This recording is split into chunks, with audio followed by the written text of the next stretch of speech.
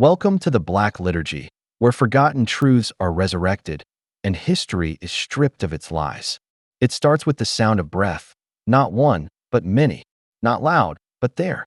Listen, you'll miss it if you blink. A rhythm like whispered prayer behind a wall you shouldn't be standing next to. And then, from that breath, the silence blooms. Heavy, ancient, deliberate. 11 mouths sealed, not by metaphor, not by oath, but by something colder, more binding than either. Wax, linen, needle, thread. Ohio, 1847. A convent no one was allowed to enter. A chapel no one ever left. And sisters who never again opened their mouths, not to sing, not to scream, not even to confess. Because what they saw, what they did, had no place in language. This isn't just a story. It's a fracture in the history you were taught to trust. A sliver of truth buried so deep it calcified into myth. But tonight, we dig it up, layer by layer, nail by nail. What you're about to hear is not folklore. It's not fiction. It's forbidden record, erased from doctrine, suppressed from archives, and whispered through centuries only by those too old or too damned to care anymore. But now it's yours. And once you've heard it, there's no going back. Let me ask.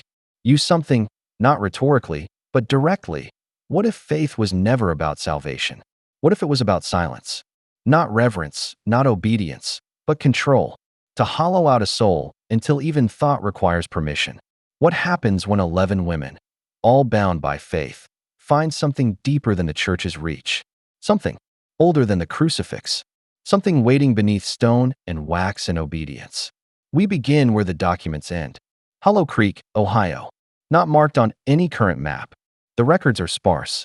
A convent, founded in 1822. Dominican order. All women. All devout. Or so it seemed. The land was cursed before the first stone was laid. Locals called it Widow's Acre, though no one could tell you why. The ground swallowed tools, collapsed under its own weight in the night, and sometimes breathed mist from no visible source. But the nuns came anyway. Or maybe they were sent. What happened behind those convent walls was never recorded in church history, not because it was irrelevant, but because it was incompatible. What lives in that silence is not sanctity. It is submission. Ritual beyond comprehension. Discipline beyond doctrine. In 1849, a shipment of wax, over 3 wagons full, was delivered to the convent. The invoice signed by a name that appears nowhere else, Mother Lorette. She does not exist in any diocesan roster. No baptism, no vows, no burial. The wax was carried by hand into a sealed chamber beneath the chapel. Witnesses reported seeing the nuns lined up in silence, linen pressed to their lips, not in prayer, but in suppression. The cellar was sealed, never opened again. What was done down there was not meant to be undone. Years passed. No new novices were accepted. No funerals were held. And yet, the same 11 women were seen at the well every morning. Not aging, not changing, not speaking. The priest in the nearby parish stopped taking confessions. He stopped giving sermons. One day, he stopped leaving his house entirely. They said he'd been to Hollow Creek once. Just once. Whatever he saw, it burned the gospel out of his mouth. He died with rosary beads clenched so tightly in his hand, they left an imprint in his bones. This is not just a story of silent nuns. This is a story of what silence was protecting, what it was feeding, what it was hiding. You've heard of vows of silence. But this was not a vow. It was a seal. It was containment. A ritual of restraint more ancient than the papacy. More disciplined than any order ever sanctioned by Rome. Think about it. What would make a woman of faith, a dozen women, abandon the sacraments, the songs, the very essence of what made them human? And what would make them never speak again, not even to God? That kind of silence, it's not pious. It's surgical. It's scar tissue grown over something that should never have been touched. Now listen carefully. This isn't just historical inquiry. This is personal. This is about you. Because when institutions rot, they don't collapse. They calcify. They ossify into traditions no one questions. They become sacred through repetition. But here's the truth. Repetition is the first tool of control. You're taught to kneel before you're taught to stand. You're taught to obey before you're taught to speak. The 11 sisters of Hollow Creek didn't lose their voices. They were taught how to silence them. And then, they chose never to unlearn it. Still with me? Good. Because this is where we cross the first threshold. You've been fed a sanitized version of history, a cartoon of sainthood, salvation, and simple virtue. But real power hides in paradox. And this paradox is razor sharp. How do you pray to a God who commands silence in the face of sin? And worse, what if that silence is the sin? I'm not asking you to believe. I'm asking you to remember. Some part of you already knows. This world is layered. What we call history is the polite version, but beneath it is a second skin. Rotted, ritualistic, revered. You can't look at Hollow Creek through a modern lens. This isn't about ghosts or miracles or even madness. This is about method, control systems, institutional manipulation dressed in the veil of virtue. Think of it like this. What if silence was not a symptom, but a strategy, a protocol? And the nuns? The first prototypes, they weren't mad. They weren't cursed. They were initiated. And once initiated, they could never return. Because when you strip away language, what's left? Thought becomes harder. Emotion becomes foreign. Identity becomes optional. And that's when the transformation begins. The kind of transformation you don't come back from. The kind that turns obedience into power and power into isolation. You think this is about religion? It's about programming. And you, yes, you, have been programmed too. From birth, through school, through screens, through sermons. But unlike the 11, you still have a voice. For now, so use it. Type this in the comments below. Wax seals silence. Twice. That's not just engagement. That's a symbol, a signature, a choice. You're marking yourself as someone who sees the veil and chooses to lift it. This is only the beginning. In the next section, we go deeper into the sealed cellar, the twisted crucifix, and the forbidden order behind it all. What was hidden beneath Hollow Creek is not dead. It waits. And now, it knows you're listening. They tell you the human voice is sacred, that it's the last frontier between thought and action, between intention and sin. They tell you that to silence it is an act of submission, but they never tell you what happens when the silence starts to echo, when it becomes a space so dense it folds in on itself. Hollow Creek wasn't just a convent, it was a crucible. It was built not for worship, but for transformation, and the substance of that transformation was wax, not the beeswax of candles, but something older, heavier, something that carried memory in its molecules, something that didn't just bind the lips, but invaded the breath. The sisters didn't just fall silent. They were hollowed, their mouths filled, their voices absorbed into ritual, and stored like currency deep beneath the stone floor of the chapel, where the air was so thick with tallow, it could stop your heart before you took your second step. This was not passive, this was not sacred, this was engineered, a system of spiritual compression designed to weaponize belief. You see, the rituals of Hollow Creek didn't die when the last shipment of wax arrived. They evolved, they deepened, until each woman was no longer a participant, but a conduit. The wax wasn't just for sealing.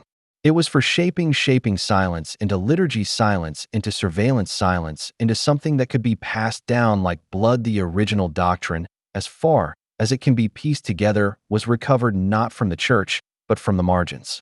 A series of scratched notes hidden in the seam of a novice's journal, a single passage written backward against the grain of the parchment, words meant not to be read, but absorbed like breath, absorbed like guilt. It read, "We do not pray.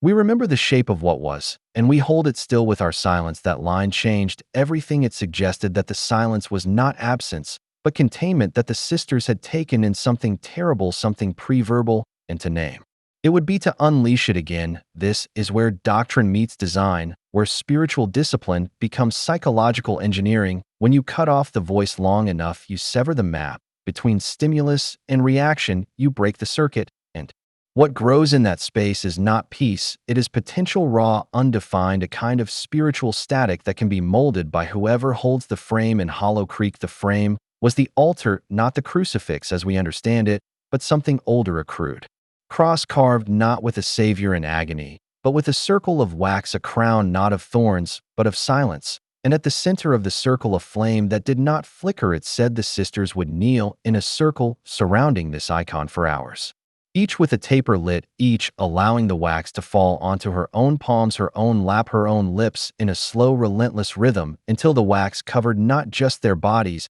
but their memories, erasing one word at a time, until only the ritual remained. This was not prayer, it was programming, and the one who led them was not a mother in faith, but a designer of submission. Her name was never spoken aloud, but records suggest she signed herself only as L, the letter itself repeated over and over in ledgers and wax seals on the cellar doors and chalk circles drawn at the corners of the convent. L for Lorette, L for liturgy, L for lost one. Recovered document refers to her as the architect not in the structural sense, but in the psychological sense. The one who restructured the very pathways of cognition within her flock, the one who took broken women and turned them into instruments of preservation. Because make no mistake, the sisters of Hollow Creek were not victims, they were vessels. They were the final stage of an experiment that had no name and no precedent. Before their mouths were sealed, their memories were emptied, not erased, but redirected. They were taught to recall not as individuals, but as a unit, a composite consciousness. Split into 11 fragments, each holding a portion of the unspoken, each bound by the same silent thread. What one forgot, another would remember, and together they became something more than a convent. They became a vault, a living archive of a sin. Too ancient for language and too dangerous for exorcism. It wasn't just faith that led them to silence, it was necessity. Because somewhere beneath the chapel, perhaps in that wax-lined cellar, perhaps beneath even that, there was something waiting. Not dead, not asleep, but patient, something older than Rome, older than Bethlehem, older even than the gods we've forgotten. And to speak of it would be to call it forth again. The only protection was silence, sealed not by oath, but by substance, by ritual, by the repetition of a gesture until the gesture became a law. This is what the church could never admit, because it would mean acknowledging that faith had limits, that silence might sometimes be more powerful than prayer, and that in at least one case it had to be, because sound would have broken the containment. Over time, the sisters' bodies changed, not dramatically, not grotesquely, but subtly. Their spines began to bow from endless kneeling, their jaws locked from the compression. Their fingers fused slightly from repeated anointment, the human form adapting to ritual until it was no longer fully human, and yet they lived, if you can call it that. They breathed, they moved, they witnessed, and in rare cases they reacted. A farmhand once claimed that he'd seen a sister near the well turn her head to him in a way that made his teeth ache. He said her eyes weren't blank, but layered like wax, poured over wax, as if every gaze she'd ever held had been preserved behind her pupils. She did not move again, but he couldn't shake the sense that he'd been cataloged, recorded, remembered, not by a woman, but by something watching through her, something that didn't blink and didn't forgive. In 1857, a traveling Jesuit named Marin visited Hollow Creek. He was never seen again, but his notebook was found abandoned near the parish border. Its final page featured no writing, only a wax seal in the shape of a circle surrounding a single slit, like an eye closed tight. The implication was clear: he had seen something, and the only way to preserve it was to contain it again, to close it again, to seal it again. What was in that chapel, what lived beneath that chapel, was never named, but every record, every whisper, every recovered document points to one unifying purpose. It was not devotion, it was defense. Defense against an ancient reawakening, defense against the failure of the church to keep its own rituals in check. Because the truth is this: some doctrines are too effective, some rituals work too well, and when they do, they outgrow the systems that created them and become something else entirely, self-sustaining, autonomous, viral. The Hollow Creek sisters weren't hiding, they were holding, and the silence wasn't their punishment, it was their gift, their discipline, their armor. Imagine 11 souls coordinated like organs in a body, one pumping memory, one breathing ritual, one holding pain, one silencing reaction, and none allowed to speak lest the system collapsed. That's what they built in Hollow Creek, not a convent, not a cult, but a mechanism of memory, a living vault encoded in flesh and wax and silence. And here's the most terrifying part: it worked. There were no outbreaks, no screams in the night, no plagues of madness. The system held, the sisters endured, and the silence grew dense enough to erase the questions. But questions don't die, they wait. And now you're asking them, now you're peering over the convent wall, now you're pressing your ear to the chapel door. And I have to ask you again, are you ready to hear what's been sealed? If you are, then you already feel it, the change, not just in knowledge, but in perception. This is not entertainment, this is initiation. Once you understand how silence was used, once you see how ritual rewrote biology, you begin to see it everywhere, in systems and schools and language and law. The wax of Hollow Creek was not just material, it was metaphor for every forced silence, for every Broken whistle for every ritual that asks you to kneel before you're allowed to think. And now you know that silence is not passive, it is imposed, it is sculpted, it is used, and it is powerful, but only if you don't speak it if you want to break. The silence, you must first understand its purpose, and the purpose here was preservation and containment. In the next descent, we go further, not just into the chapel, but beneath it, into the sealed cellar, into the records that were never meant to survive, and the reason why they were written in wax instead of ink. If you've made it this far, then you're already changing. Your memory is being rewired by the shape of truth too long hidden, and you need to comment it again to seal your place. Type it twice. Wax seals silence, because once was never enough, and neither is speech. What waits beneath Hollow Creek is not done, and neither are we. And then came the matter of the uniforms. They were stitched from fabric that didn't seem to age, stain, or tear. No girl ever recalled being measured, yet each uniform fit as if tailored to her exact form. The collars were starched high, almost suffocating, and the hems always just a touch too long, brushing the tops of the shoes like they were meant to slow the girls down. A detail, small, but enough to make movement feel restrained, intentional. And the shoes, those dreadful shoes, identical black leather, laced to the ankle, soles that echoed down the marble corridors with military precision. No matter how lightly a girl walked, the sound carried. There was no sneaking around at St. Hildegard's. Every step was a declaration, every movement monitored by sound alone. No one ever saw a janitor, and yet the halls gleamed. The classrooms were immaculate. Chalkboards always clean. Ink bottles always full. Quills never dull. It was like the school reset itself each night. When the lights went out, at exactly 9 p.m., something shifted, not in sound or motion, but in feeling, as if the school had been waiting for darkness to awaken some older part of itself. It wasn't just fear. It was presence. Girls reported dreams so vivid they left bruises. One girl woke up with her hair shorn unevenly. Another was found in the chapel, asleep and barefoot, though her bed had been locked from the inside. And no matter how they cried, screamed, or pleaded to go home, the response was always the same: silence from the headmistress, who never raised her voice, never lost her composure, and yet was feared more deeply than anything else in the building. No one remembered her name. They only remembered the weight of her stare, that icy blue gaze that made you forget your own, the way she could appear behind you without a sound, the way her heels never clicked like yours. She glided. She didn't walk. She didn't need to.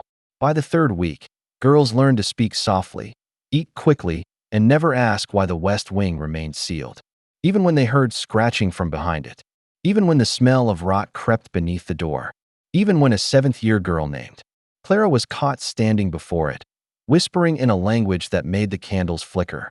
No punishment was ever seen. But the next morning, Clara was gone. Not expelled, not relocated. Gone.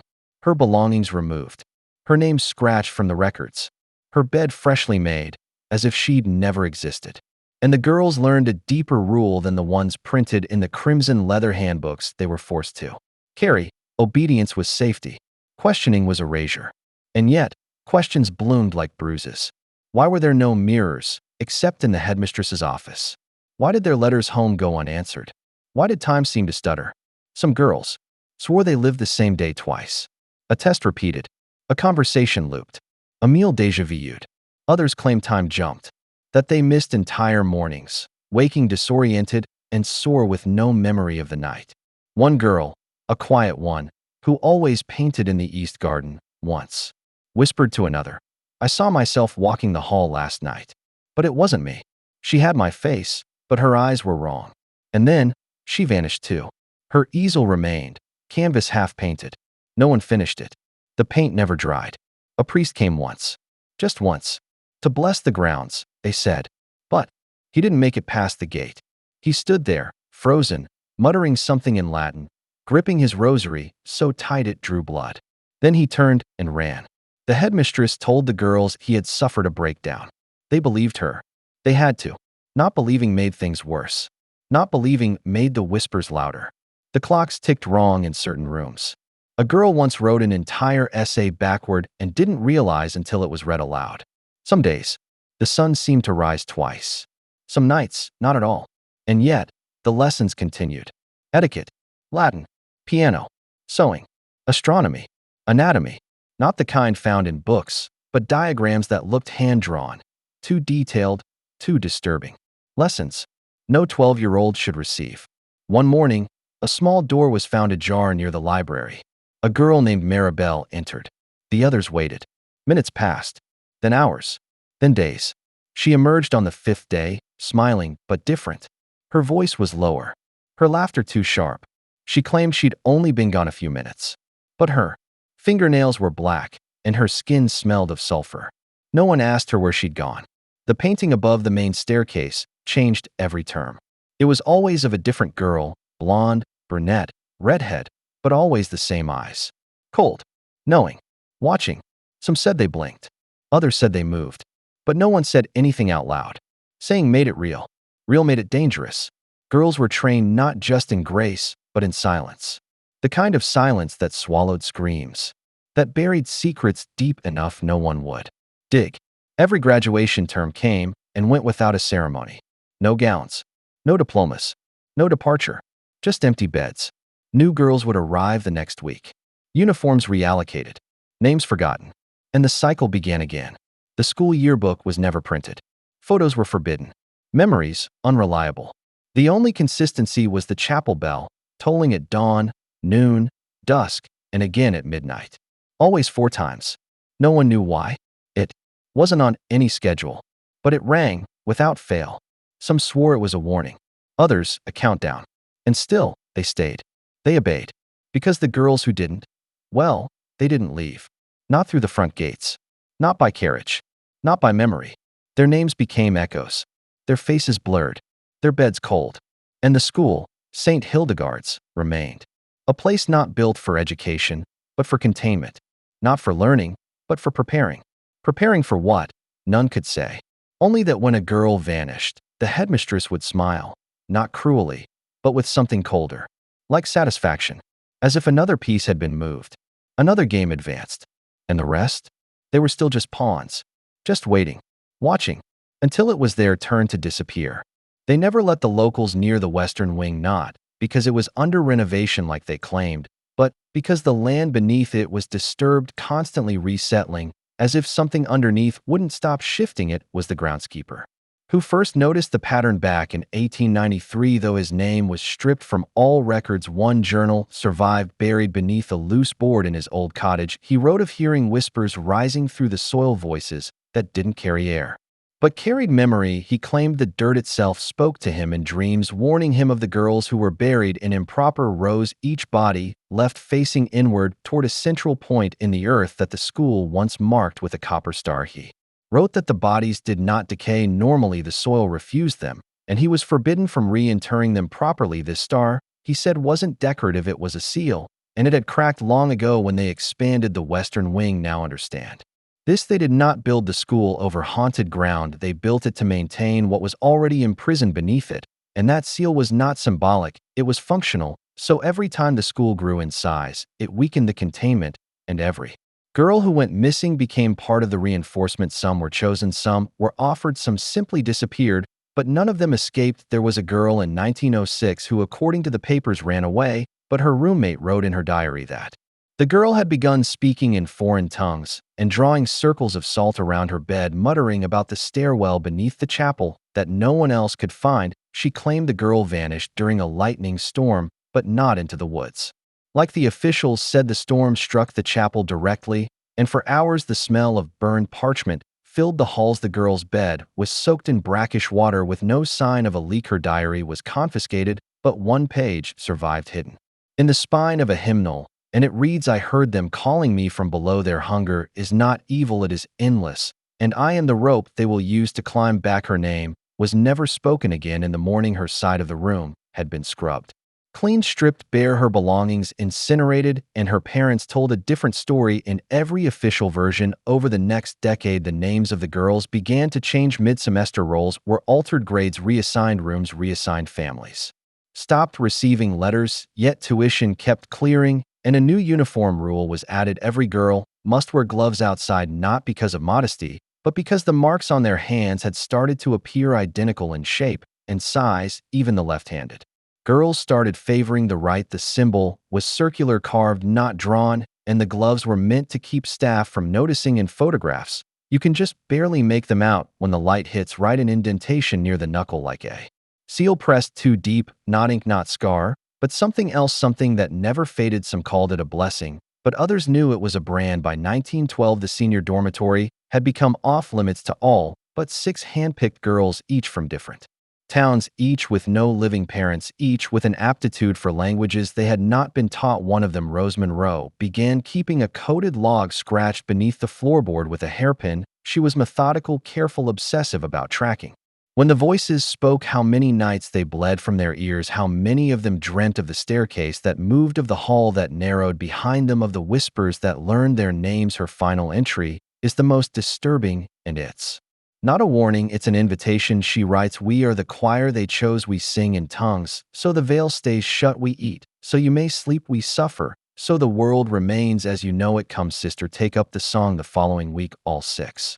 girls were gone. No notes, no outcry, no mention in the local paper, and the room was locked until the war. The matron at the time, Miss Dorelia, was found later to have altered birth records, destroyed parish logs, and even bribed police to keep the school's numbers consistent. Even as students vanished, enrollment never dropped. It rose, and with every new girl came a new layer to the silence. They never let them sing in public, never let them write to boys, never let them look too long in mirrors, because something was always looking back. The glass in St. Hildegard's was warped not by time or heat, but by presence, old presence, things from before the land was settled, things kept quiet by ritual and hunger and obedience. The art teacher, Miss Langley, had tried to leave. She had packed and boarded the 3 a.m. carriage without a word to staff, but when it reached the bottom of the hill, it simply turned back, not because the driver refused, but because the road had vanished overnight. The path out, replaced by brambles, not cuttable, not passable. She arrived back at the school at dawn, hands trembling, eyes gray. She taught the rest of the year in silence. They said she'd gone blind, but she kept painting, and every canvas she made was destroyed before parents visited, except one hidden in the attic behind the bell chimes. Found years later, it showed the western wing not as it was, but as it had once been before the renovations, with hundreds of figures standing in rows beneath it, eyes closed, arms raised, not in prayer, but in surrender, as if giving themselves to something vast and ancient and unseen. The painting was unsigned, but the corner was stained with tears and red wax. Now ask yourself why a school with no alumni kept receiving funding, why no government official ever shut it down, why no priest ever blessed its halls. The truth is worse than negligence. It is complicity, for the institution was never educational, it was sacrificial, and the girls were not students, they were seals, living, breathing, temporal seals for what slept beneath the copper star. And when one broke, another took her place. The rituals changed names from Latin to French to silence itself, but the purpose remained identical: control the voice, suppress the memory, bend the will, remove the past until nothing remains of the girl but her uniform and her silence. And that silence they called virtue, but it was vacancy. They bred emptiness and obedience and fear, and when a girl resisted, she vanished. Not always physically, but entirely, as if she had never existed, as if her parents had never held her. Her letters turned to blank pages, her name forgotten mid-sentence. One mother showed up, screaming, banging on the gates, holding photographs. The headmistress took them silently and returned with different ones, photos doctored, names altered, and the woman left, dazed, unsure if she had dreamt the entire life of her daughter. That was the power of the place, to not only erase but replace, to bend the fabric of memory and fact and flesh. It was not a school, it was a veil, and behind it was something old, something buried, but not dead. In every generation the veil grew thinner, the voices louder, the ground more unstable, and the girls less compliant. And one day one of them broke the pattern. Her name was Magdalena, born during an eclipse, unwanted, unloved, unmarked. And yet she arrived without fear. She did not obey, she questioned and watched and refused. She began mapping the hidden halls, counting the bricks, listening through the grates. She found the chamber beneath the star, and she returned, changed, not frightened, but burning. She stopped wearing gloves, and her mark glowed in the dark, not like the others, not carved, but alive. And she spoke to it, and it spoke back. And when the headmistress tried to remove her, she smiled and said, "I am not yours, and neither are they." That night the western wing collapsed into itself, swallowing brick and bone and wood. The chapel bells rang backwards. The sky turned red for 1 hour and 13 minutes. And when it ended, so did the school. Officially a gas leak, a tragic accident, but those who lived nearby know better. They heard the laughter through the trees, not manic, not cruel, but free like chains falling, like songs unsung finally finding air. And they saw her walking barefoot into the fog, leaving behind only a single glove and a copper star split in two. Ever since, no one has rebuilt the grounds, because every time someone tries, the earth splits again and the blueprints vanish, and the investors lose interest, because some places are not meant to be reclaimed. Some doors once opened cannot be closed, and some voices once heard never fall silent again. And you must understand, this was never about one school, one building, one town. This is a pattern, a system, a ritual woven deep into the roots of power and tradition and obedience. How many other St. Hildegardes have existed under other names? How many other girls have sung in silence, thinking they were alone, thinking they were mad, thinking they were saved? The truth is still buried, but not dead. It speaks. When we stop listening, it rises. When we forget, and it waits behind every institution that demands silence, obedience, and fear. So remember her, remember Magdalena, not as a victim, but as a rupture, a crack in the veil, a reminder that sometimes the only way to break the seal is to let the voice speak and never stop speaking, even if it costs you your name, your past, your place in the story, because sometimes the truth doesn't save you, but it frees everyone else. The records were shredded long before anyone dared to question why a school could operate for decades with no graduates and dozens of unexplained disappearances tied to its name. But those files weren't just shredded, they were burned in silence, in a back room behind the county clerk's office, by men wearing gloves and not asking questions. You have to ask yourself, what kind of institution needs that kind of protection? What are they hiding? And more importantly, who is protecting them? That night, when the last documented evidence of St. Hildegarde's existence was destroyed, something older than fear wrapped its hand around the town's throat. Because this wasn't just about missing girls. This was about a cycle, a pattern, a ritual. What remained after the fire wasn't ash. It was control. All that was left were whispers passed down through generations of janitors, delivery drivers, and the occasional groundskeeper who knew better than to linger on the premises after dusk. One of them, a man named Lawrence Bell, went missing in 1971. Not a student, not a teacher, just a man who swept the halls and kept to himself until he didn't. His wife said he came home one night with scratches on his arms and the look of a man who had seen something that should not exist. He never spoke again. 2 weeks later, he vanished. No trace, no investigation. And just like the girls who once filled those decaying dormitories, his name was never mentioned again. But it didn't start in 1971. It didn't start in 1842 when the school was supposedly founded. The land beneath St. Hildegarde's has never belonged to the living. Before the school, there was a house. Before the house, there was a chapel. And before that, there were stones buried so deep, even the trees refused to grow near them. The earliest settlers spoke of screams in the fog, of lanterns seen flickering where no path had ever been laid. They warned that the place pulled at your mind, like it wanted to be remembered, but only by those it had already chosen.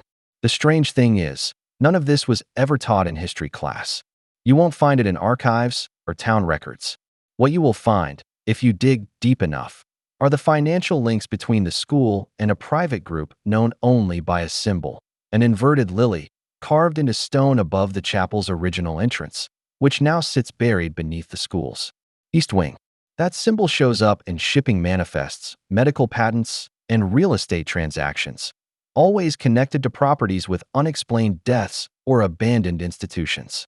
And every time someone tries to follow the trail, it ends in either bankruptcy, suicide, or vanishing. People don't question the symbol anymore. They pretend not to see it, because those who acknowledge it invite it in. And once it's in, it doesn't leave. The students at St. Hildegarde's weren't just victims. They were ingredients.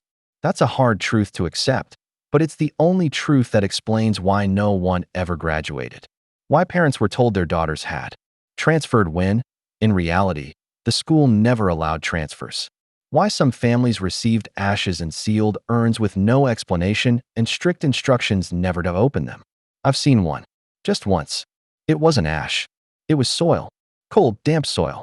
And something small and sharp at the bottom that wasn't bone but wasn't anything else you'd recognize.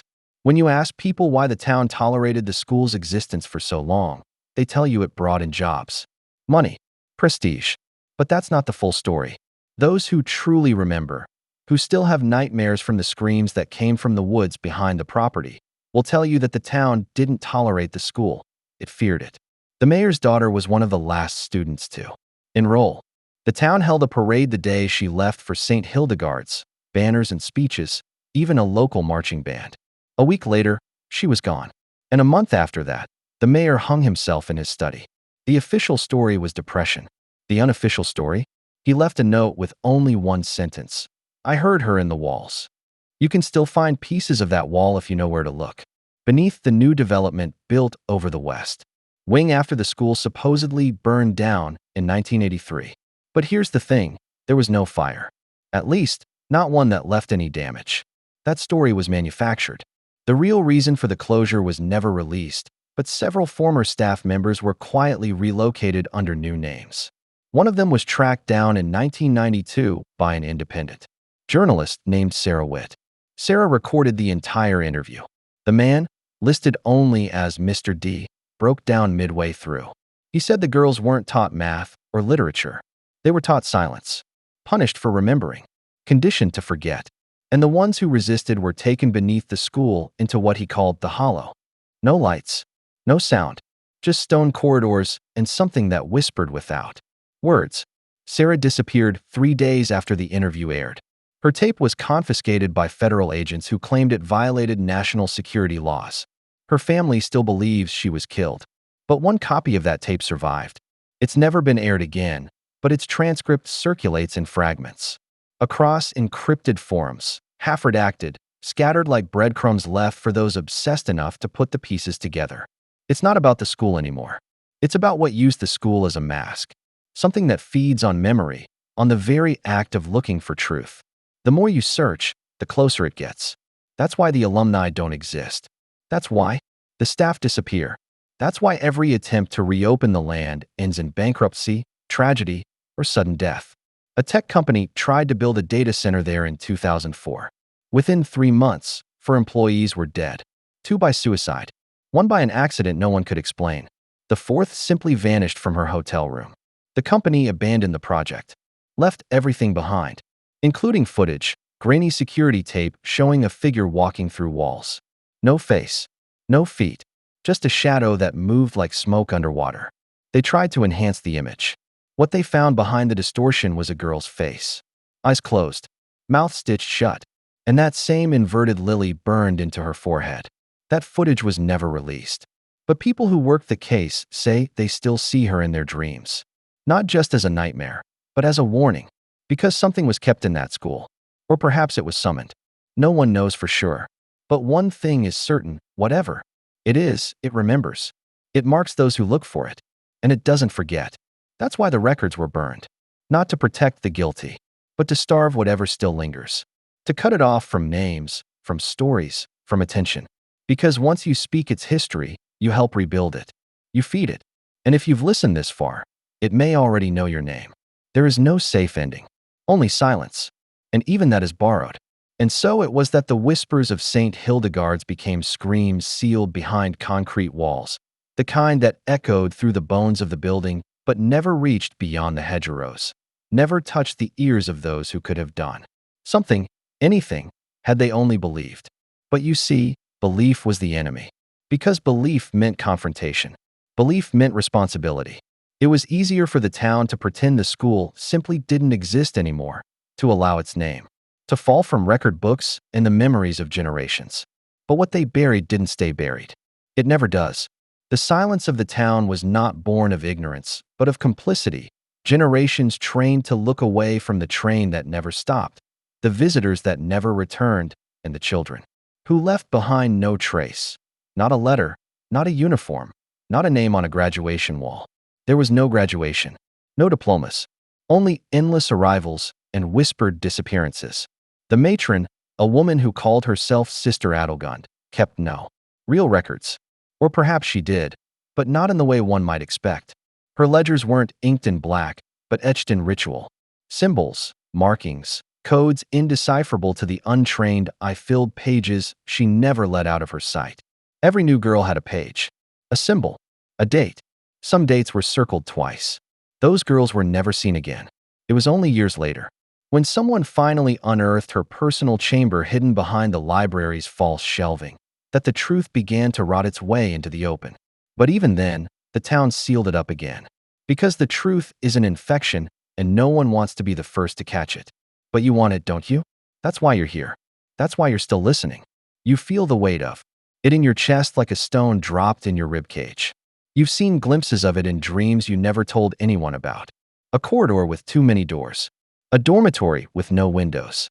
A bell that rings at the wrong time of night. You think those are just dreams? Think again. Some of the girls tried to run. That's always how these stories go. But the grounds were watched by more than guards. There were things beneath the soil. They said if you stepped off the gravel walk past midnight, something would take you before you reached the gate. Something that never showed up in daylight, but left the earth clawed and weeping with fresh holes. One girl, her name was Teresa, or maybe it was Thea, they changed their names so often, she made it to the perimeter. She was the only one who made it that far. But what she found wasn't freedom. It was another wall, taller than the outer gate, one that hadn't been there before. She screamed, not out of fear, but out of realization. Because the school had shifted. The forest wasn't where it was. The stars weren't the same. The moon, God help her, the moon had a second face. That's when she understood, you don't escape a place that isn't entirely real. You just think you're leaving, when really, it's opening a new corridor. A new nightmare. A new page in Sister Adelgun's book. They buried Teresa's clothes near the greenhouse. That was the signal. When a girl went missing, a uniform was buried. Not the body, just the clothes. And always near the roots of something alive. Because something needed feeding. And we're not just talking about hunger. We're talking about obedience, ritual, power. The kind of power that rots generations from the inside out and smiles while doing it. St. Hildegard's wasn't a school. It was a machine, a chamber, a sanctum built not for learning, but for harvesting. Not crops, not money, not even blood, though there was plenty of that, but something far older. Devotion, submission, the kind that turns children into candles and uses them to light the way for something far worse than a mortal man. You still think this is just a story? That's what they want. They made it look like folklore on purpose. They gave you ghost stories so you'd forget about the records, the burned files, the sealed testimonies, the doctor who vanished after examining one of the girls who'd been missing for 4 years and suddenly returned, blind and humming a hymn that didn't belong to any religion we know. The doctor's notes, what little survived, said her internal clock was running differently, that her cells didn't die the way human cells should, that her skin wept something under moonlight, something black and cold and unreflective. She said she remembered the understairs, a phrase that appeared in 17 different case files across 80 years. No one ever found where the understairs led, but they heard things from there. Sounds like wood breathing, or sobbing, or the shuffle of something too heavy to be a child and too quiet to be a man. Sister Adelgund, if that was even her real name, vanished the day the school was sealed. No one ever saw her leave. But her chamber was empty. Not destroyed, empty, like she was never there. But the girls remembered her, or parts of her. One said her face changed when she spoke in Latin. Another said her shadow didn't match her body. One girl refused to call her human at all. She said she was a shepherd, but the kind that raises wolves, not sheep. The townspeople, when finally questioned decades later, claimed they never knew what happened in the school. But their property deeds told a different story. Many of them received land in exchange for silence. Others had children who vanished, only to be listed later as accepted into higher institutions. Institutions that never existed. See, it wasn't just the school. It was a network. A tree with many branches, and St. Hildegard's was just one root. And roots, as you know, go deep. You have to ask yourself, what would compel so many people across so many decades to protect a place with no graduates and too many secrets? What force could do that? What benefit was great enough? That's the question the few remaining investigators asked when they broke into the site again in 1979. They found the inner dormitory walls had been sealed with layers of plaster and scripture. Strange passages. Not from the Bible, not exactly. They were fragments.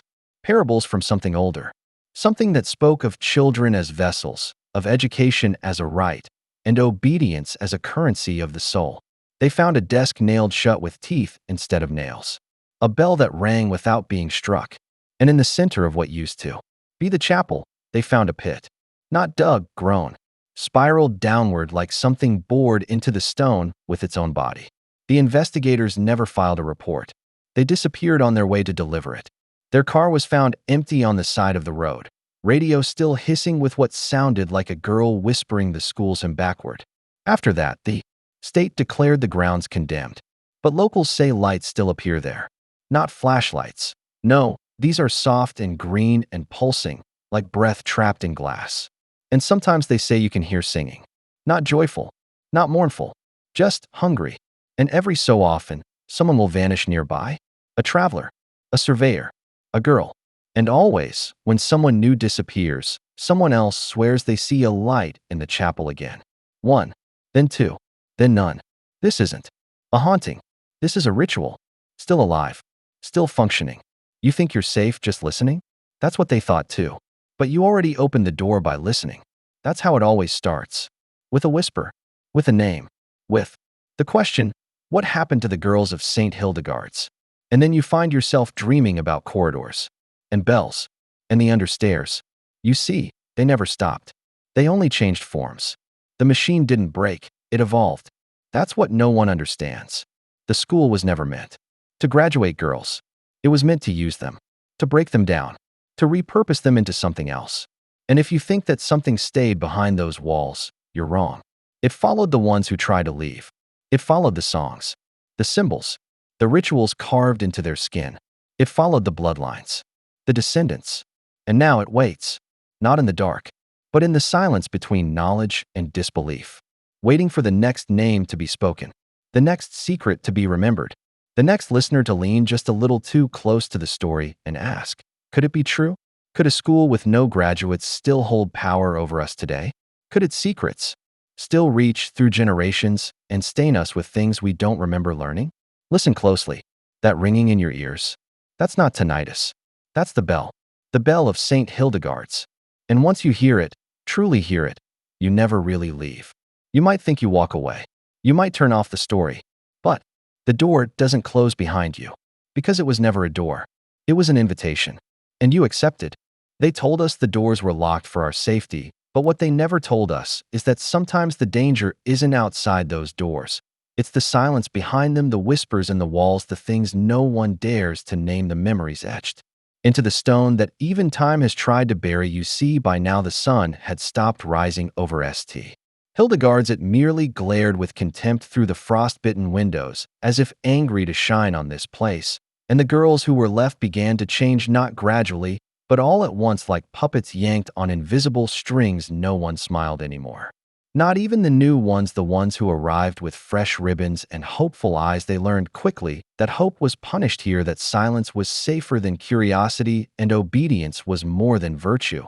It was survival. The halls had become deathly quiet, so quiet you could hear your own breathing mocking you, echoing off the cold stone like a ghost reluctant to leave. And in that stillness, you started noticing things that never made sense, things you couldn't explain but couldn't deny either. Footsteps that didn't match anyone's gait, breathing sounds behind locked classroom doors, lights flickering on in the chapel when no one was inside. And the chapel, oh, the chapel had changed. It used to be a place of solemnity and comfort. Now it was just another mouth in the architecture, open and waiting and dark, but no one dared go near it, not after what happened to Maria. She had wandered in during a storm seeking warmth or maybe answers, and when they found her, she was standing in the pulpit, soaked through, unmoving, eyes wide as the moon, but not seeing anything at all, just staring ahead, lips moving silently, as if reciting a prayer not meant for this world. She never spoke again and was taken away the next morning. No one knew where, but we all heard the car that took her. It groaned like something was being dragged, and the sound didn't fade as it drove off. It lingered like a warning, like a curse. We weren't allowed to speak about her, or the chapel, or the marks she had left behind on the pews, symbols none of us recognized scratched in with her fingernails. But sometimes late at night those marks glowed faintly, not with light, but with attention, like something had noticed us noticing it. And then The dreams started not dreams, really more like memories that didn't belong to us, played in our heads like reels of film, girls we'd never seen, rooms that didn't exist, corridors too long to be real, and a voice, always a voice, low and wet and rasping, whispering in languages none of us spoke, yet all of us understood. And some began waking up with blood on their hands, but no wounds, some with dirt under their fingernails, and no recollection of digging anything, but we all knew deep down something was being unearthed, something buried beneath the school long before it was a school, before the foundation was laid, something that had only been sleeping, and we were the lullabies no one had meant to sing it awake. And still the staff said nothing, pretended not to notice the shadows growing longer, even at noon, or the way certain stairwells changed direction when you weren't looking, or how the clocks refused to agree on what time it was, some frozen at midnight, others spinning backwards until you felt sick just watching. And the headmistress became stranger than ever, never appearing during the day, only at dusk, sweeping through the halls with a trail of cold air and perfume that smelled like rot, but sweet like dead flowers. And her eyes blacker than anything I've ever seen, like oil slicks swallowing light. And we all knew she wasn't human anymore, maybe never was. And then Clara disappeared, not run away, disappeared. Her bed still, made her books untouched, her toothbrush dry, but the mirrors in our dorm cracked that night all at once, every single one spiderwebbed, like something had screamed from the inside out. And when we tried to ask about her, we were met with the same phrase over and over: she was never here. She was never here, and for a moment I believed them. But then I found her diary tucked into a loose board beneath her bed, pages torn frantically, filled with ink that bled into the paper like it had been written in a storm. Her last entry was just one line. Again and again, I saw it open, I saw it open, I saw it open, and I didn't understand until I looked out the window that night and saw the ground moving like breath, like a chest rising and falling, and I realized the school was alive, and it was waking up, and the iron gates were not meant to keep us safe, but to keep something in. And then the bell rang, not the morning bell, not the lunch bell, a bell none of us had ever heard before, deep, like it came from the bowels of the earth. And every light in the building went out all at once, and we stood in the dark listening to the walls breathe, and then the sound of footsteps, not one set, not 2 dozens, maybe hundreds surrounding us, but no one was there, and yet something was there. Watching, waiting, hungering, and then the laughter started, not joyful, not innocent laughter, but the kind that follows you into your dreams, the kind you wake up choking on, and the girls began to scream, not out loud, but inside their minds, and I felt it too, something crawling behind my eyes, whispering, remember, remember, remember. And then I remembered being here before, not in this body, not in this life, but long ago when the stones were still wet with blood and the first ritual was carved into the floor beneath the chapel. I remembered the deal that was struck, the promise made, the thing that was fed in exchange for something else, something darker. And I remembered that none of us were students here, we were offerings, and the teachers were not educators, they were keepers, they were wardens guarding a hunger that had outlived time. And I looked around and saw it in their faces. The others were remembering too, their eyes wide with horror as their own memories unlocked, and we knew the truth. We had always been here. There were no graduates because there was no escape. And then the walls began to bleed slowly, thickly, as if the building itself was crying or laughing or both. And we were marched down to the basement, the forbidden place, the place behind the red door that no one ever mentioned, and the door opened on its own, groaning like it was stretching after a long sleep, and we stepped inside one by one, not because we were forced, but because we understood it was time. And in that darkness, I saw them, all the others who had come before us, not dead, not alive, but something else, something waiting, their mouths sewn shut with thread made of hair, their eyes gouged, but still watching, and they reached for us, not to harm us, but to welcome us. And in that moment, I understood that we were not ending, we were beginning, we were becoming. And the last thing I remember before the door shut behind us was the sound of the bell ringing again, but this time not from above. From below, from beneath the earth, like something was laughing through the roots, through the bones, through time itself. And now I speak not as a girl who was taken, but as one who has seen, and you who are listening, you were never meant to hear this.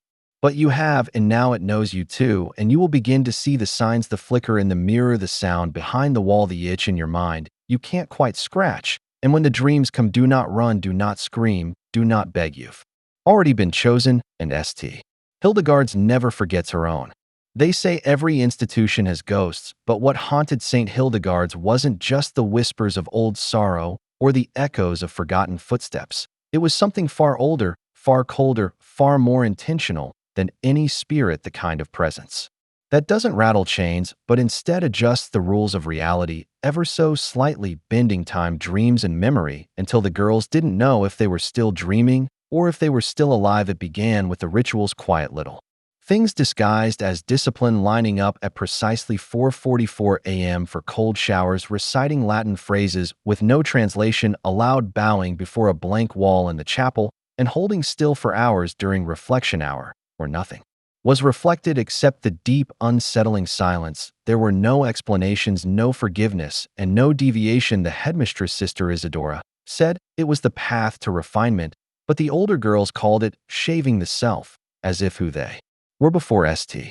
Hildegard's was being scraped away and something else was growing underneath, something quieter, more compliant, more hollow, but not empty. Oh no, not empty, because something always filled the hollow spaces. The darkness had a rhythm to its ascent.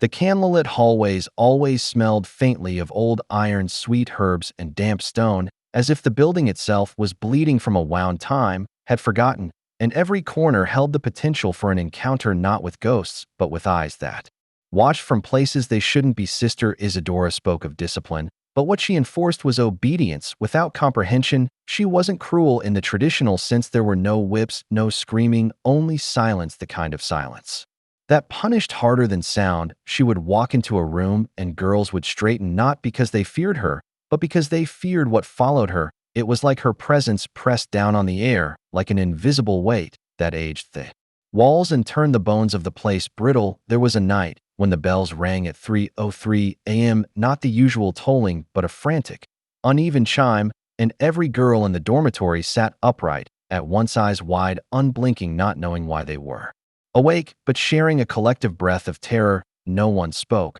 but they all knew someone wasn't there anymore, and in the morning their beds were evenly made, the mattress tight, the pillows fluffed, as if the girl never existed at all. The nuns didn't ask questions, they offered no reassurance, just a slightly colder breakfast and an even stricter chapel session. The walls had been scrubbed that morning. They always were after someone went missing, as if the walls could speak, and the scrubbing was to erase the memory embedded in stone. The local villagers whispered about the school too, but only in the privacy of their cellars or behind thick curtains. They spoke of music that played on windless nights and flickering lights that outlined the shape of something enormous above the school roof, something with too many arms and not enough mercy. An old man once said that Hildegard wasn't just a school, it was a gate, but no one listened to him because he hadn't spoken in years until that one night, and after that he never spoke again, just sat on his porch staring at the hills, his eyes wide and dry. The girls weren't allowed to write home after their first letter. Instead, they were told to express gratitude by composing internal affirmations, which they had to recite to their reflections in the mirror every morning. The mirrors, though, had a habit of warping not in shape, but in expression. Sometimes a girl would smile, and her reflection would not. Sometimes the reflection blinked late or too early, and once a girl named Maddie screamed so hard she lost her voice because she said her reflection turned its back on her and walked away, and she could still see it moving long after she herself had fallen to the ground. They took her to the infirmary, but no one saw her again. Just like the others, the infirmary always smelled too clean, like antiseptic and burnt sugar, and the nurse there never blinked. She just watched with two wide eyes and a smile that didn't shift when she moved. The girls who returned from the infirmary were different, always quieter, always more precise, their movements mechanical, like puppets being dragged along by invisible strings, and some of them eventually just stopped moving altogether, like statues standing upright in the hallway, until someone came and took them away. And after a while the other girls stopped asking where they went. The worst, though, was the basement. It was forbidden, of course, but that only made it more enticing. The doors to the basement weren't locked. They simply didn't open, not until they did, and no one could predict when that would happen. One night the door might be fused to the wall, the next it would swing open on its own, just a crack, just enough for cold air to slither out and whisper your name. Once a girl named Esther followed that whisper, and the other girls heard her footsteps descend one by one until they vanished and the door slammed shut. They found one of her shoes days later in the flower bed, perfectly clean, as if it had never been worn. The teachers said nothing, but one of the nuns wept silently during evening prayers that night. Sister Marian, she was the only one who still seemed human. She would sometimes slip the girls extra bread or whisper an old lullaby under her breath, and once she told a girl, "Don't look at the painting in the study too long, it notices when you do." The painting she spoke of hung in the east wing.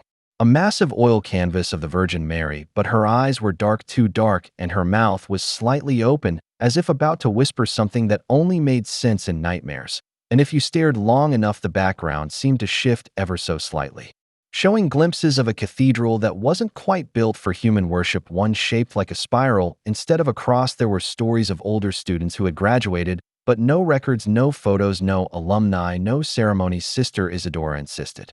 The school was prestigious, but no girl ever left through the front gate, and every time a family came asking about their daughter, they were shown a handwritten letter signed in the girl's hand saying she had transferred or married or joined a convent, but none of those places ever confirmed receiving them. One girl tried to run once she made it past the front gates across the courtyard into the woods and was never seen again, but 3 days later her dress was found folded neatly on her bed along with her rosary, and the air around the dormitory was filled with buzzing like flies. But there were no flies, just the sound like thousands of wings trembling in invisible darkness. Sister Isadora said it was just the wind, but the wind didn't hum. In Latin, the deeper truth was something no one dared speak, but everyone felt that St. Hildegarde's didn't just teach girls, it transformed them, shaped them into vessels not of knowledge, but of silence, of obedience, of reverence, to something unnamed. Some said the school was older than it looked, that it had been built atop a well. A hole so deep it reached not water, but something worse, a hunger the nuns fed and kept at bay with the rituals, the prayers, the disappearances. But hunger is never truly satisfied, only delayed, and the girls were simply offerings masked in uniforms and hymns. The truth stared through the cracks in the stone, the truth waited behind the mirrors and under the floors and between the beats of the chapel bell, and in the end there were no graduates, because no one who truly left St. Hildegarde's remained entirely themselves. They were fragments, hollow echoes, imitations of who they had been, eyes dulled, skin too pale, and memories rewritten so perfectly that even their families accepted the lies as truth, because truth bends in the presence of power, and St. Hildegarde's was nothing if not a monument to power, old, deep, and merciless. The sound of the bells had not stopped ringing, though no one was left to pull the ropes. What echoed through the stone hallways of St. Hildegarde's was something older, something more primal than bells, a hum that didn't just vibrate the walls, but drilled itself into the skull like a parasite looking for a home. The headmistress had vanished without a trace 3 nights ago, her quarters found drenched in salt water though the sea was miles away. Her ledger remained open on the desk, ink still wet, and the final line scrawled across the page simply read, "She sang beneath the floorboards again."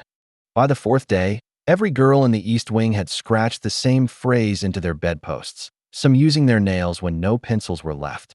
It didn't matter what time they were questioned or how many punishments they received. The same words spilled from their lips in a monotone voice, devoid of fear, yet hollow with something deeper.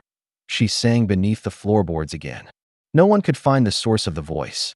It didn't register on any recording device, didn't echo in the ears of the few adults still roaming the premises, and yet the girls swore they could hear it every night at the same hour, the lullaby of something ancient and female, humming like a mother mourning a child she never bore. The West Tower had long since been sealed off, its staircase crumbled and overtaken by ivy that refused to die even in the frost of midwinter. Yet recently, 2 of the newer students had been caught trying to claw through the stone at its base, whispering that she was calling them, that they were chosen, and that the bell would toll for them next. They laughed when separated, then screamed when left alone. The last thing either of them said before they disappeared was that the windows whispered names during lightning storms. Every year, the school's official register listed the same number of students arriving, but the graduation books had remained empty since 1903. A clerical error, they said, a simple misfiling of records. But no parents ever arrived on campus. No cars came up the gravel road. No tuition checks cashed. When questioned, the town's postmaster said letters from St. Hildegarde's always arrived without a return address. The envelopes sealed with wax bearing the sigil of a woman drowning. When investigators tried to access the school's records, they were handed pages with ink too smudged to read. Every librarian who archived those documents either left their post within weeks or was found muttering incoherently about paper that bleeds and covers its own tracks. One investigator, a private man who preferred not to be named, wrote in his personal notes that he caught sight of a girl in one of the old class photos who bore an uncanny resemblance to someone he had known in another case entirely, a girl who had vanished from an orphanage in Massachusetts 40 years prior. When he brought this up to the local authorities, they advised him to stop digging. 3 days later, he was found face down in a pond near the school, his pockets filled with stones, his mouth packed with wet wool. No one could explain how his body was bloated with salt water, given the pond's fresh supply. And in the folds of his notebook, one phrase repeated over and over in childlike handwriting. She sings beneath the floorboards. But there were no floorboards in the pond. There was no music, no choir, no evidence of anyone singing. Still, the melody returned in the dreams of the remaining staff. It wasn't always the same tune, but the voice, soft, broken, yet eternal, was unmistakable. One night, the surviving matron, Sister Magdalene, reportedly sealed every piano in the music room with chains and poured wax into every flute. She said music drew her closer, that melody was a form of summoning, and silence was the only protection left. But silence itself began to betray them. Whispers slithered into spaces between the quiet like mold creeping under wallpaper. The girls stopped speaking, not from fear, but from obedience, as if they'd been told to preserve their voices for something important, something sacred. A ritual was coming, one no outsider understood. Meanwhile, in the deepest wing of the cellar, the wing students were told had collapsed during renovations. A hidden door had been discovered by accident, or perhaps it was waiting to be found. It was made not of wood, but of flesh-like stone, damp and warm to the touch. Anyone who stood near it claimed they could hear breathing on the other side, slow and deliberate. One caretaker lost his hand trying to force it open. He said he saw a girl on the other side, a mirror image of his own daughter, though she died in infancy decades ago. The girl held a candle that didn't flicker, and her mouth moved though no sound emerged. He swore she told him to listen, that the next lullaby would be his. He hasn't spoken since. Days passed in spirals, not lines. Clocks slowed, hands twitching, and calendars no longer matched. Night fell, but the stars were wrong. The girls began aligning their beds in circular patterns, their arms forming sigils in their sleep. When questioned, they claimed they were preparing the passage for her return, that the school was not a place, but a vessel, a womb, and every girl was a stitch in the skin of something being reborn. The staff who remained tried to flee, but their cars wouldn't start. The gates, once rusted and creaky, refused to open. No tools could cut through them. No phone could get a signal. It was as if the school had drifted from the world like an island unanchored from time. And still, at 3:17 a.m., the song would begin, low, melodic, sorrowful, not sung aloud, but felt inside the bones. The oldest girl left on campus, Eleanor, wrote in her journal that she understood now, that the graduation was not an ending, but a beginning. That girls didn't vanish, they transformed. That the walls remembered every name ever spoken within them, and one by one, the girls were being called home, not by family, but by something deeper than blood. Something that remembered the first breath and would echo the last. When her bunk was found empty the next morning, her mattress was soaked with seawater and engraved with unfamiliar symbols. Her journal lay open on the desk. The last line read, "She doesn't live under the school lives under her." By now, only a few faculty members remain, most of them too broken to speak, the rest praying to a God who doesn't answer. And the girls, they've stopped attending classes, stopped eating, stopped pretending to be anything other than what they are now, sentinels, vessels, pages in a book written in tongues too old for any modern tongue to pronounce. One outsider, a former student who managed to escape 30 years ago, returned in secret. She wore gloves and sunglasses, though it was night. She walked the halls for 7 minutes before collapsing in front of the chapel, whispering, "She's not done singing." Then she seized violently and died before help could arrive. Her body decomposed in a single night, bones hollowed, and hair turned to salt. The coroner resigned immediately, stating, "That wasn't decay. That was transformation." On the chapel's altar, someone carved a new phrase into the stone with their fingernails. "When the song ends, we begin." Authorities have long since given up investigating. The school receives no funding, yet remains fully stocked. Food arrives weekly though no orders are placed. Books appear in the library no one recalls buying. Candles relight themselves. Mirrors show things that aren't in the room. And always, there's the song. Just out of reach, just quiet enough to question, just loud enough to never forget.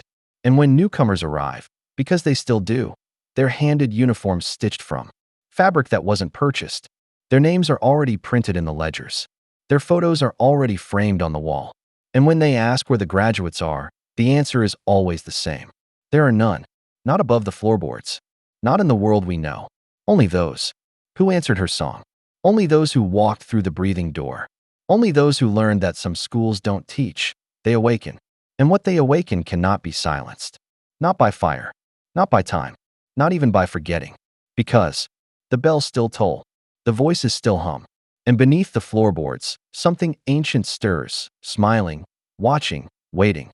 Underneath the floorboards, beneath centuries of decay and silence, there was a room no one admitted existed, though its blueprint had been whispered in fragments through the years.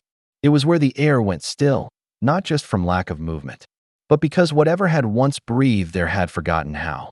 Stone walls covered in scratches, some shallow and frantic, others deliberate and carved with such obsessive repetition that they had worn down even the granite. The corridor to it had been bricked up in 1892, supposedly after the school's northern wing caught fire. But that was a lie. The fire had been set to cover up something that went beyond criminal. It was sacrificial. And when it didn't burn hot enough to erase the evidence, the order came from higher. Seal it, bury it, erase the records. But stone remembers, and so did the few who had seen what stood inside that hidden sanctum. In the center was a wrought iron chair bolted to the floor, not facing the entrance but the far wall, where no torchlight ever reached. Why the chair faced that way, no one could explain. But those who had entered and lived to speak of it claimed. The shadow cast by that wall did not match the room's light. It moved when no one moved, blinked when you didn't. Some said it breathed. In 1937, a janitor by the name of Eloise McKinley went missing during renovations. They found her mop, propped against the headmistress's door, wet, as if she had just walked away for a second. But her name was never spoken again, and no announcement was made. Just like the others. Her niece would later claim she received one letter postmarked from a town that didn't exist. The letter was blank, except for a perfectly drawn circle, with 13 tiny dots pressed around it like hours on a cursed clock. And in the headmistress's personal Bible, on a page where the Psalms should have been, was that same circle scrawled hundreds of times in the margins, as though someone had tried to trap something within it. But symbols mean nothing unless you believe. And belief, twisted, is the true key. The girls who vanished did not do so all at once. It happened slowly, systematically, over decades. One every 7 years, until the pattern was no longer possible to dismiss. But then, there was a shift. The intervals shrank. In 1941, 2 girls vanished on the same day. Not sisters, not friends, not even assigned to the same dormitory, but both born on the same day, at the same time, under the same rare celestial alignment that the school's older documents tracked religiously. The sun in Scorpio, the moon in Pisces, Venus in retrograde. Their charts were identical. Their disappearance sent the board into quiet chaos. The headmistress at the time, Mother Amara, was not seen for 12 days. When she emerged, her hair had turned white. She walked with a limp she never explained and kept her right arm covered in long sleeves even during the August heat. After that, the rules shifted. Curfews were enforced with military precision. No girl was permitted to be alone for more than 8 minutes at any hour of the day. The chapel, once open to students for late-night prayer, was sealed with iron locks. Some said they heard singing from inside, even when it was empty. Others swore they saw a light bleeding from the cracks around the doors. The light wasn't white. It pulsed violet, deep and sickly, like bruised skin under moonlight. One night, a teacher named Ms. Hanover unlocked the chapel against orders. She had been skeptical, a former academic with no time for superstition. She entered just after midnight. By 12:17, her screams were heard across the east wing. When they broke down the doors, she was on the altar, eyes open, mouth slack, hands blistered as if she'd plunged them into boiling water. She spoke no words, only repeating a sequence of numbers no one understood.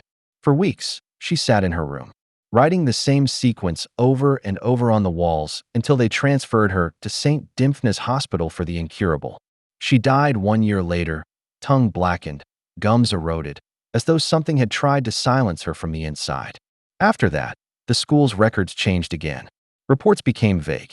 Students were no longer listed by full names, but by initials and number codes. In 1952, all photos of classes before 1940 were removed and burned. Only one remained, locked. In the basement archives, a grainy black and white image of 10 girls standing in a circle in the courtyard, eyes closed, hands joined. At the center of their circle stood a figure taller than any of the girls. Cloaked, face obscured, not a teacher, not a student, not listed in any school records. The caption simply read, "Ritual of Sevenfold Silence, 1933. That image has never been explained. One archivist attempted to digitize it in 1996, but every time the scanner passed over the figure in the center, the software crashed. The image printed without her. Just a ring of 10 girls, hands joined around in absence. The figure only appeared on film, never on digital. And those who viewed the photo in person often reported vivid dreams afterward, dreams of being watched. From behind mirrors, of being unable to scream in their sleep, of standing in that courtyard unable to break the circle. But the deepest horror wasn't in the supernatural. It was in the institutional will to hide it. The diocese refused all external investigations. Families who asked too many questions received anonymous threats. One man, who tried to sue the school after his niece disappeared in 1971, was found dead in his car with the radio playing static at full volume and his teeth scattered across the dashboard as if exploded from within. No fingerprints, no blood, just a single pressed flower left on the passenger seat. Monkshood, also known as the Devil's Helmet. The headmistress who took over in the 1980s, Sister Corvina, spoke in public only once. During a charity gala in 1985, a reporter asked her if the rumors were true, that the school's enrollment had dropped dramatically and that certain dormitories remained permanently sealed. Her reply, "We do not keep the girls from graduating. The covenant does." When asked to elaborate, she smiled. But her eyes were hollow, reflective like black marble. The reporter later said she felt as though she had been looked through, not at. That was the last time a journalist was permitted on the premises. The school began accepting only orphan girls after that, citing philanthropic focus. But those girls were never seen again in public, never recorded in census data, never returned to any known foster care system. Even the adoption records vanished. When the town's mayor attempted to inspect the premises in 1992, he resigned 1 week later and left the country without notice. His final interview, published by a fringe magazine, included a quote that chilled those who read it. "There's something in the stone there. Not metaphorically, literally. Something buried in the foundation that hungers." And he was right. In 2004, an earthquake damaged the northern wing, cracking open part of the old sealed corridor. Construction crews refused to continue after one man fell into a pit beneath the old infirmary. He was pulled out shaking, eyes rolled back, babbling in a dead language, later identified as a dialect of pre-Christian Gaelic mixed with Enochian. He never recovered. His fingernails never stopped growing. The cracks were filled, the wing resealed, and the official story was that the area had structural integrity issues. But those of us who've been watching, who've traced the threads of this place from its founding until now, know better. This school was never about education.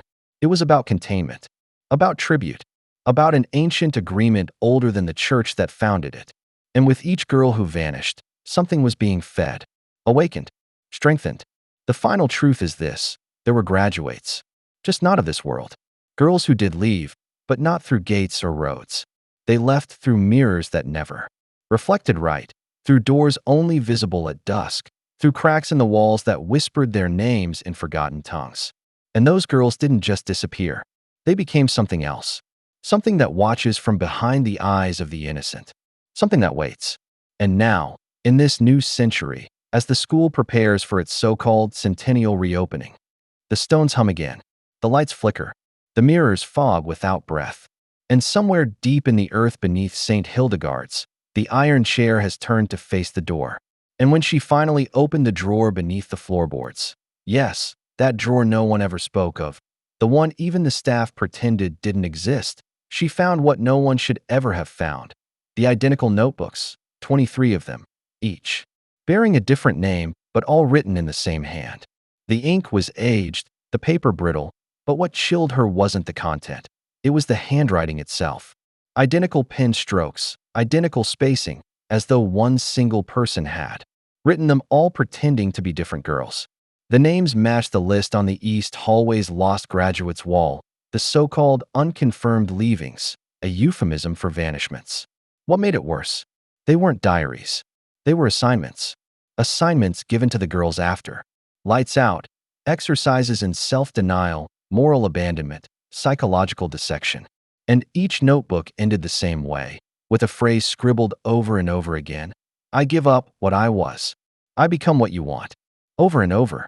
In some, the handwriting lost form by the end, shaking, frantic, as if the girl was fighting the command. But they always ended the same way.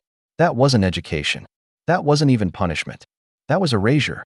And worse, it was being done under the guise of care. And the moment she tried to take one notebook to show someone, just one, she noticed the quiet behind her wasn't empty. The silence was too perfect. And in the mirror that hadn't been there the day before, a figure stood behind her. Not a staff member, not a student, not anyone alive. No eyes, just skin stretched where eyes should have been. Watching, she dropped. The notebook and the figure vanished, but the mirror remained. The next day it was gone. But from that day on, her dreams began to follow a script. Not dreams, more like rehearsals. Rehearsals for scenes she'd never lived, but felt familiar. Painfully familiar. And every dream began with a bell tolling. Not the chapel bell. No, something deeper, like metal striking bone. And every time the dream ended, she woke up with her mouth full of chalk, the white dust on her pillow, sometimes even compacted between her molars. And she knew then this school wasn't about discipline or order or refinement. It was a conversion chamber, a refinery, where the raw soul was heated until it became useful to something older than this land, older than memory.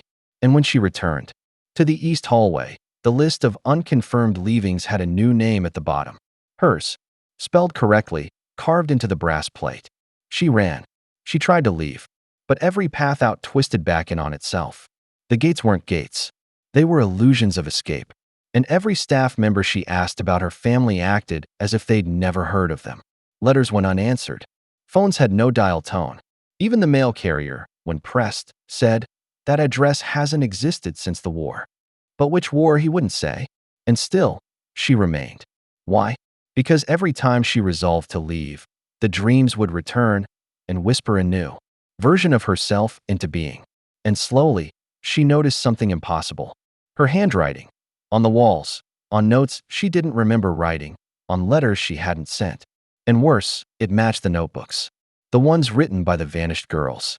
Was she writing while asleep? Or was she, somehow, becoming one of them? When she confronted Headmistress Calder, the woman only smiled. A thin smile that didn't reach her eyes. Many girls ask these questions, she said, right before they blossom. Blossom, that was the word she used. Like the unfolding of some predestined horror. Like the cracking of a chrysalis that reveals not a butterfly, but something that should have stayed hidden. And then came the day of the special lesson. Not on the schedule, not in the building. No, this was held in the woods, near the place where the soil smelled too sweet, too damp, too rich. And there, surrounded by stones with no names, she was told to dig. No tools, bare hands, until her fingernails bled, until her hands couldn't feel anymore. And when she finally hit something solid, something not rock and not wood, the staff made her stop. Enough, they said. She knows now. But they never told her what she touched. Only that she had been chosen because she remembered. Remembered what? They never said. Only that remembrance was the beginning of loyalty. And then the tests began. Isolation. Hunger. Silence. They locked her in the chapel for 3 days without food or light. Only the sound of breathing that wasn't hers.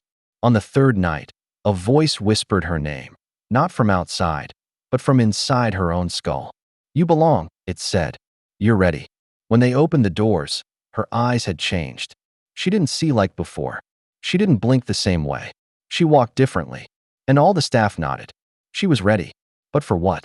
That was the part they never explained. Only that once the process began, there was no returning. And slowly, the other girls started looking at her like she was staff, like she was above them, as if she had crossed a line they hadn't yet found. That's when she understood St. Hildegard's wasn't a school. It was a filtration system, filtering out the resistant, the rebellious, the unmoldable. And those who passed, they became part of something older, something that didn't need names or diplomas or even memories. Just obedience, just transformation, just silence.